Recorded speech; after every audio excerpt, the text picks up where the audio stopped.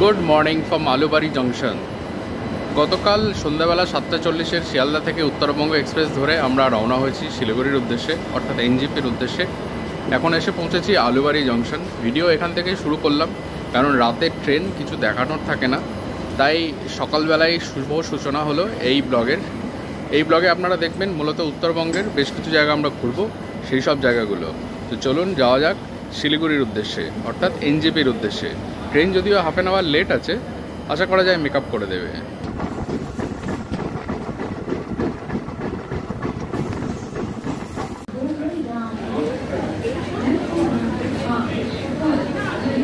পৌঁছে গেছে NJP. Train মোটামুটি হাফ অ্যান আওয়ার লেটে এসে পৌঁছেছে। জার্নি আমাদের বেশ ভালোই ছিল। এখানে একটা গাড়ি আগে থেকেই বুক করা রয়েছে, সেই গাড়ি চড়েই আমরা এবার রওনা হব দার্জিলিংয়ের উদ্দেশ্যে। শিলিগুড়ির যানজট কাটিয়ে আপনি যখন এই রাস্তায় এসে পৌঁছবেন, তখন আপনার মন ভুলে যাবে আপনার দৈনন্দিন জীবনের সব দুঃখ কষ্ট। রাস্তার সমান্তরালে চলতে থাকা মিটার গেজ রেল লাইনটা দেখলেই আপনি এক মুহূর্তে পৌঁছে যাবেন আপনার স্বপ্নের শৈলশহর দার্জিলিংয়ে।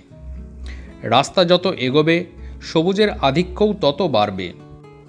কিছুটা এগোলেই চোখে পড়বে পাহাড়, তার সঙ্গে সঙ্গেই আপনার ধৈর্যের বাঁধ ভেঙে যাবে। আর কতক্ষণ লাগবে দার্জিলিং পৌঁছতে? কখনই বা দেখা পাবো ঘুমন্ত বুদ্ধের? এইসব ভাবতে ভাবতেই শুরু হবে আপনার পাহাড়ে ওঠা।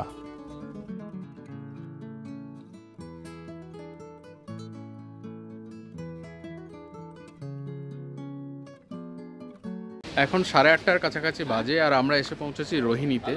খিদে পেয়েছে, কিছু খেতে হবে। এখানে একটা রেস্টুরেন্ট আছে, মহেশ রেস্টুরেন্ট, এবার সেখানেই করবো আমরা ব্রেকফাস্ট। এটাই ছিল আমাদের এবার পাহাড় অভিযানের প্রথম মোমো খাওয়া।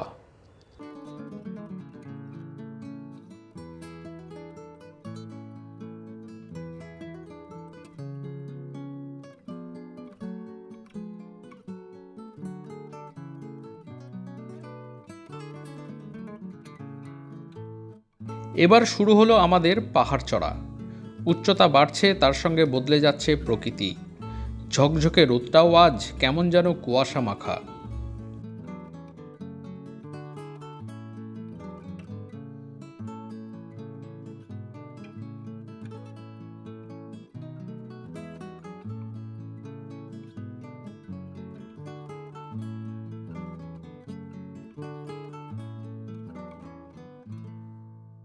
দার্জিলিং যাওয়ার পথে আমরা এক জায়গায় দাঁড়িয়েছি, এটা হচ্ছে কার্শিয়াং ভিউ পয়েন্ট।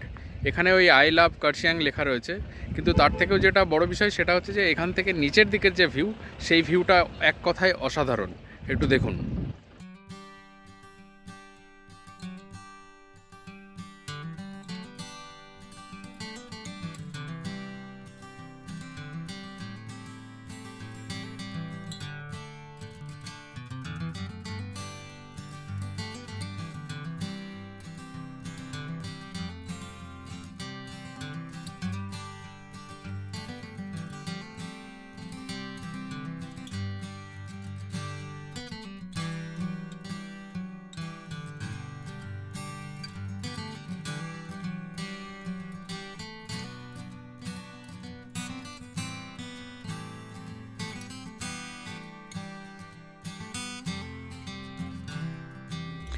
আবার শুরু হলো পথ চলা। উচ্চতা বৃদ্ধিটা এবার মালুম হতে শুরু করলো। পাহাড়ে সর্পিল রাস্তার প্রতিটা বাঁক নিয়ে আসছে নতুন কোনো এক সৌন্দর্যকে।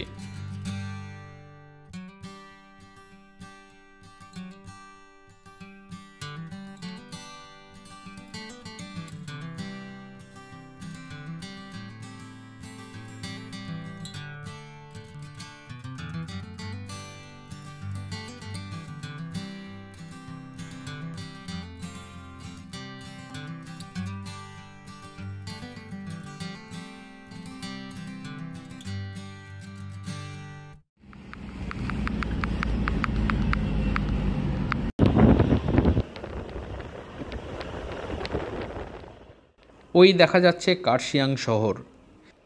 আমরা এসে পৌঁছেছি কার্শিয়াং স্টেশনে, যার উচ্চতা 4864 ফিট।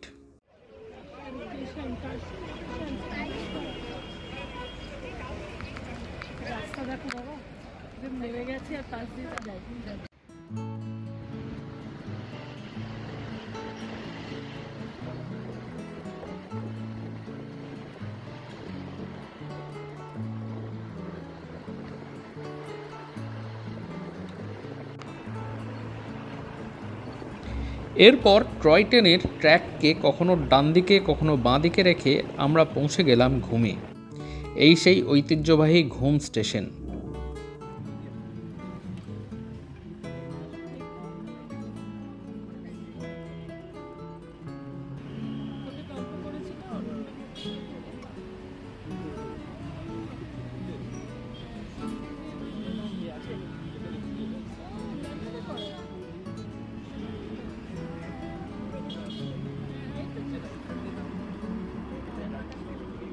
দার্জিলিং যাওয়ার পথে আমরা একটু ঘুম মনেস্ট্রিটা দেখে যাব। ঘুম মনেস্ট্রি আগে কখনো দেখিনি, এবার প্রথমবার এক্সপিরিয়েন্স হবে। শুনেছি ভেতরটা ভীষণ ভালো, তো যাই দেখি কেমন।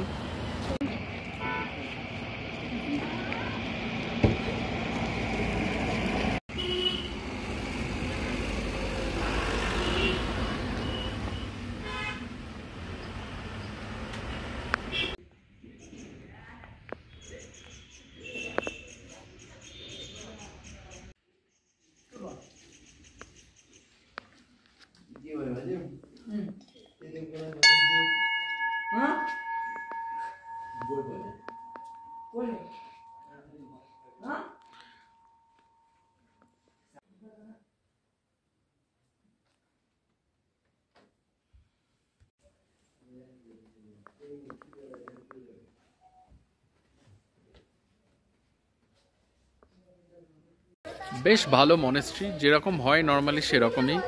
ভেতরের দেওয়ালে যে কারুকার্যগুলো রয়েছে, যে পেন্টিংগুলো রয়েছে, সেগুলো এক কথায় অসাধারণ। আর গৌতম বুদ্ধের খুব সুন্দর একটা মূর্তি রয়েছে।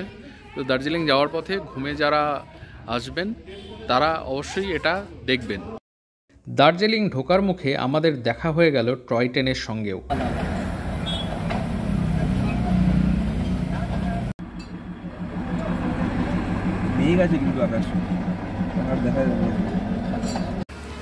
এসে পৌঁছে গেছি দার্জিলিংয়ে। এবার হোটেলে ঢুকবো। আমাদের হোটেল হচ্ছে সাংগ্রিলা, এটা গান্ধী রোডের ওপরে।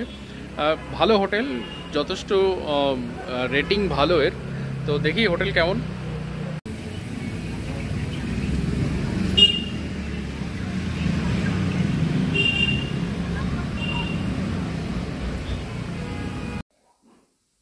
সাংগ্রিলায় আমাদের রুম হচ্ছে 301 নম্বর।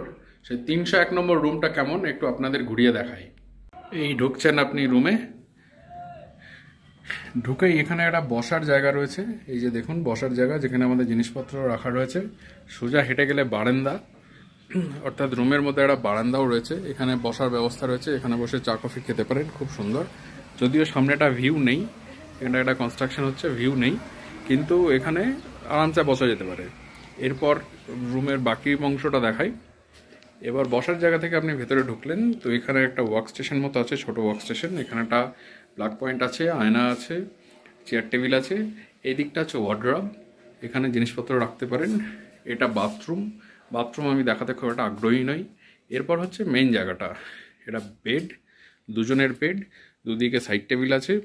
ওই কোনায় রয়েছে চা কফির ব্যবস্থা। এবার এখান থেকে ঘুরলে এদিকটা হচ্ছে টিভি, এবং ইন্টারেস্টিং হচ্ছে যে এখানে আরও একটা শোয়ার ব্যবস্থা রয়েছে। অর্থাৎ এই রুমটাতে একসঙ্গে 3 জন শোয়া যেতে পারে। এখানটায় 2 জন, এবং এদিকে ঘুরলে আরও 2 জন। এই পর্বের এখানেই সমাপ্তি। আগামী পর্বে আপনারা দেখবেন আমাদের দার্জিলিংয়ের বাকি দিনের অ্যাক্টিভিটি। ভিডিওটা ভালো লাগলে লাইক করুন, শেয়ার করুন, কমেন্ট করে নিজের মতামত জানান। আর চ্যানেলে প্রথমবার এলে অবশ্যই সাবস্ক্রাইব করুন।